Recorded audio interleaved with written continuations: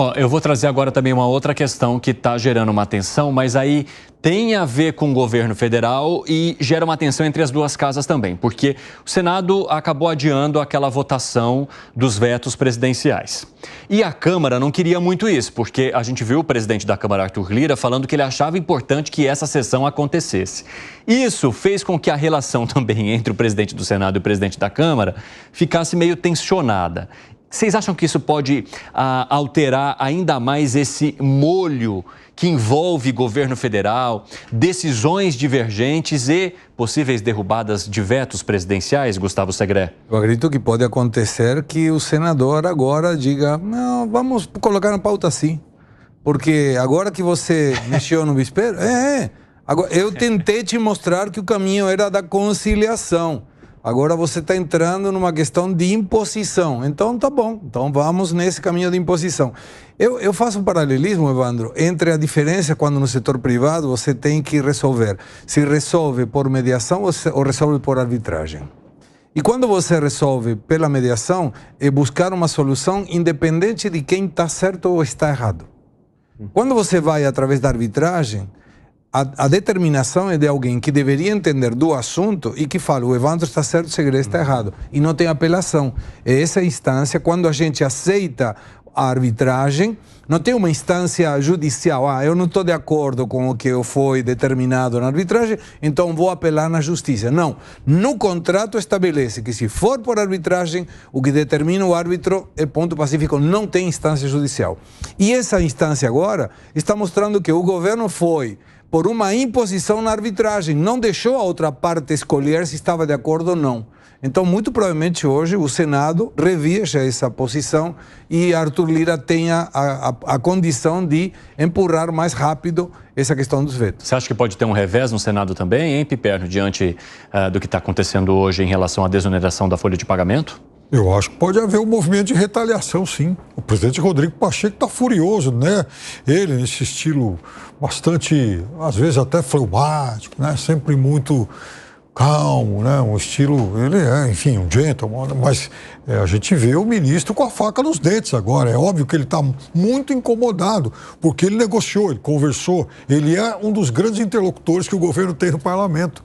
Então, de certa forma, ele se sente, sim, traído por essa questão da AGU lá no STF. Movimento CV, Dávila. Correto. E outra coisa, essa medida tem enorme impacto nas eleições. A gente está falando que você está remunerando prefeitos e setor gerador de emprego. Quem vai disputar a eleição, se ele não tiver a faca nos dentes, vai perder voto. Agora eu quero ver os candidatos do PT explicar isso. Olha, nós vamos aumentar aí a remuneração dos setores que geram emprego e dos prefeitos, numa época de eleição municipal. Eu quero ver. Então é óbvio que isso não só mostra um rompimento na confiança de um articulador político com o governo, como era o caso do Rodrigo Pacheco, que parecia que estava numa relação melhor, né?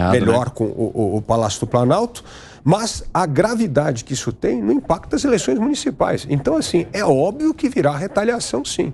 Porque quem vai sofrer o ônus não vai ser os ministros lá do Supremo Tribunal Federal. Quem vai sofrer o ônus é o político, né? Pode ser o político do PT, foi o seu partido que acionou o Supremo Tribunal Federal. Pode ser o Rodrigo Pacheco, ou a base dele, né? Porque não fez articulação. Mas, gente, vocês acham que o PT não pensou nisso agora, na hora de tomar essa decisão?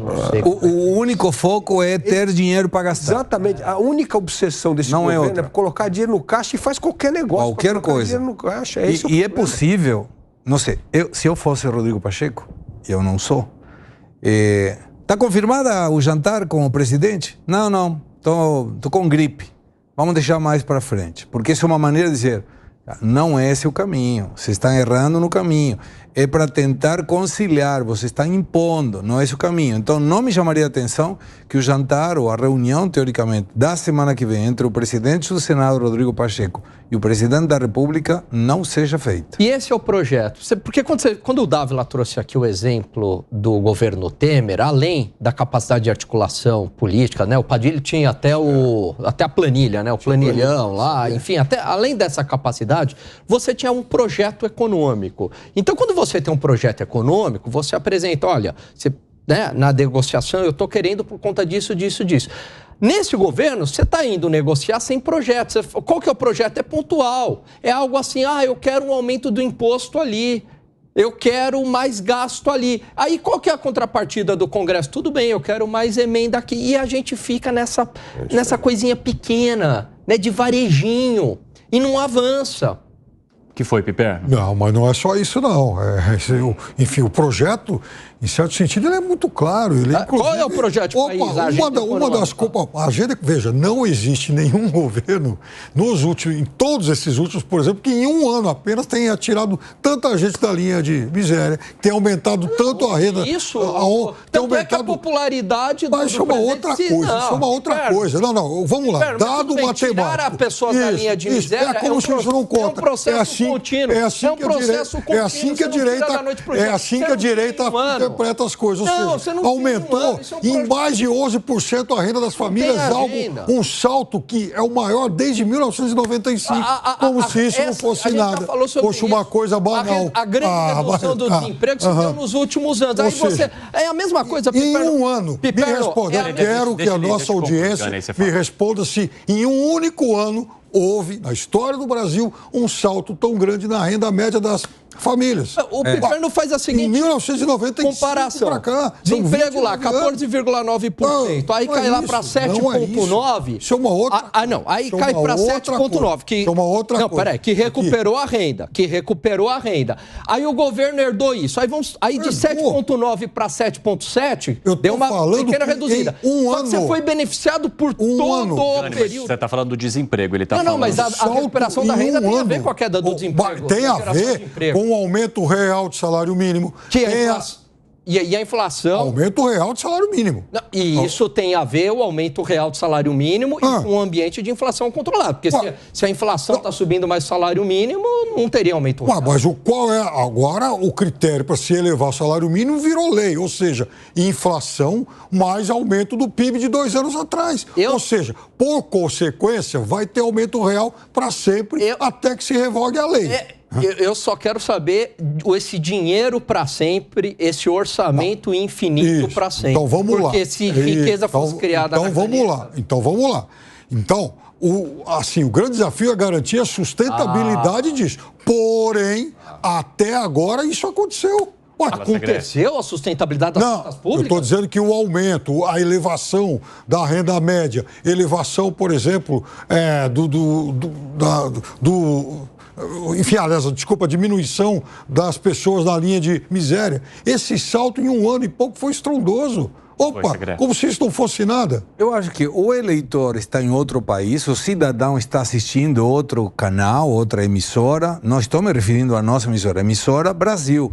Porque com tantas ótimas notícias como o Piperno está contando, eu gostaria de entender por que a imagem do presidente está caindo, o governo está tendo críticas, o presidente não consegue juntar 3 pessoas que assistam a algum evento dele, não está saindo na rua para fazer eventos multitudinários, e você observa que nas pesquisas não tem nas capitais um candidato próprio, e quando tem um candidato próprio, vamos ver se o eleitor reconhece todas essas bondades que você está falando nas eleições. Porque se tem tanta coisa boa na economia, eu acho que o PT vai ganhar por lavada. Não, eu diria para você por que não? Que esse público que está se beneficiando, que o público está com a barriga mais cheia agora, ele já votou. Mas vai votar de novo. Agora. Vai votar de novo. E não é verdade que, o presidente tenha, por exemplo, uma popularidade negativa. A popularidade caiu, mas ela ainda é positiva. Então, essa é uma manipulação estatística também, que nem sempre corresponde à realidade. Que foi, Dávila? O Piperno está dizendo que as pessoas estão mais satisfeitas. Eu não sei aonde, porque temos 21,6 milhões de domicílios no Brasil que estão com insegurança alimentar. Perfeito. Agora, vamos dar o outro lado da história. Diminuiu ou aumentou esse número? Não. Esse número é altíssimo. Concordo com você, mas esse número diminuiu. Mas diminuiu ou aumentou, Dávila? Primeiro responda essa pergunta. Eu não sei se o número aumentou ou diminuiu. Eu não sei. Eu sei, porque eu li. Já acabou de mostrar que é 21,6 Mas o Piperno está dizendo que sim. Não, eu não sei. O estudo do IBGE está mostrando que tem 21,6. Isso. Assim, é um número vergonhoso. Não pode ter uma população contente, feliz, quando você tem 21,6 milhões de domicílios passando fome. Então isso não existe. Segunda coisa, não tem ganho real de renda sustentável enquanto você tem uma economia que não cresce, enquanto você tem uma queda de produtividade e de competitividade do país. Então, assim, não tem. Você está dando lá um benefício, mas por que aumentou o salário mínimo, aumentou os benefícios, tudo bem. Isso não resolve o problema. Isto é mais um band-aid para tentar passar um... Isso é bom? Bom, melhorou lá. Mas, assim, é insustentável. O que faz com que uma pessoa tenha aumento real da renda é justamente crescimento econômico, aumento da competitividade, aumento da produtividade. E, nesse sentido, nada foi feito porque a insegurança jurídica que a gente falou aqui e o baixo crescimento continuam castigando o Brasil que produz, que empreende, que trabalha. Infelizmente, isso deveria ser uma política de Estado de qualquer governo que esteja no poder. E não é há muito tempo. Eu estava consultando alguns dados aqui. O índice de miséria, né, de pobreza, ou pessoas que estavam abaixo da linha da pobreza no Brasil, esse índice caiu de 36,7% da população em 2021 para 27,5% em 2023. É que o da pobreza é por causa dessa história da renda, aumentou a renda. Eu quero ver o negócio da segurança alimentar, que é muito mais grave. Isso é que eu não sei. A pobreza caiu por causa disso. Deu mais aumento do salário mínimo, aumentou o real ganhos funcionário público. Agora, ótimo, agora é ótimo que Pois é ótimo que... Aí batendo recorde de número de beneficiários no Bolsa Família. Saíram da pobreza? Não, continuam dependendo. Bom, mas aí que tá o negócio. Não saíram da pobreza, mas a pobreza deles diminuiu. O número de pessoas com insegurança alimentar e nutricional grave no Brasil recuou de 33 milhões em 2022 para 8,7 milhões em 2023, passando de 15,5% da população para 4%, isso não é, uma queda de 11,4%. Isso não é uma coisa irrelevante, sabe? Isso está sendo tratado, principalmente pela direita política, como se não fosse nada. Mas algo importante. Agora, isso vai ser mantido no futuro? Esse é o nosso grande desafio. Então, mas tem que cair mais. Peraí. Então, esse é, sim... Claro que sim. Caiu de 15% para 4% em um ano, foi esse o dado. Caiu de 15% para 4%. É lógico. Isso não é relevante? Lógico que é relevante. Lógico que é relevante. Lógico que é. E a outra coisa que não está nessa conta, né, Piperno, é o impacto que isso está, que nós vamos carregar para o resto da vida, sobre as contas públicas, principalmente sobre a Previdência. A gente sabe que isso é uma bola de neve que vai estourar no colo da próxima geração, quando, evidentemente, todo mundo que está nesse governo já vai estar bem longe de Brasília, porque já passou 10 anos, 15 anos. Mas é irresponsável. E eles sabem, quem tomou essa decisão sabe que está cavando o buraco das próximas gerações. Mas não interessa. Eu sei, não interessa. Mas não interessa para esse governo, mas interessa para os nossos filhos. Não, interessa para todo mundo. É óbvio que esse negócio de déficit nominal de 9% ao ano, é claro que isso é algo que vai se tornar insuportável na frente. Perfeito. Em relação a isso, acho que estamos todos de acordo. Agora, o fato é que dizer que não aconteceu nada até nesse campo social de um ano para cá, isso também não corresponde à realidade. Fala, Gustavo Segré. Quando você tem questões de números, estatísticas e tudo, você sempre vai conseguir justificar um lado ou outro. Qualquer um seja o lado que você quiser. Pela tendência, pelo impacto, pelo número absoluto, pelos valores relativos. Dá para pegar um, criticar com o mesmo argumento que o outro vai elogiar. A única dúvida que fica é por que, se fosse assim tão fácil, de colocar dinheiro para que aquele que não tem recursos possa ter, não é investido em uma educação melhor, que quando você educa melhor, você vai ter um aumento de renda muito maior que qualquer questão de ajuda ou assistencialismo social. Porque a pessoa que não precisará do governo para ele ter um ingresso maior. E isso precisa através da educação. Mas quando o governo está preocupado, e já demos o exemplo, vou de novo, Maranhão, 1,2 milhões de pessoas recebem ajuda social.